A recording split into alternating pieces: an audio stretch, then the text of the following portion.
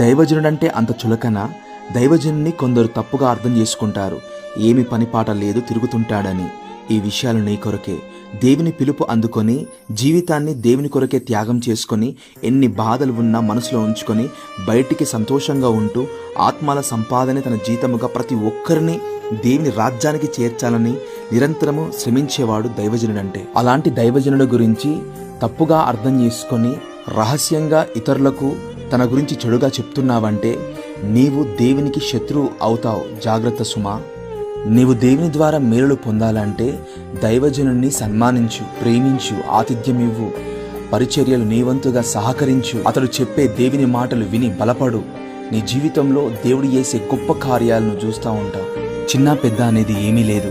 దేవుని సేవ చేస్తున్న ప్రతి ఒక్క దైవజనుడు దేవుని ద్వారా పిలువబడిన వాడే. నిన్ను పరలోకం చేర్చుటకు ప్రయాసపడుతున్న దైవజనుడిని గూర్చి అర్థం చేసుకుంటావని ఈ వీడియో.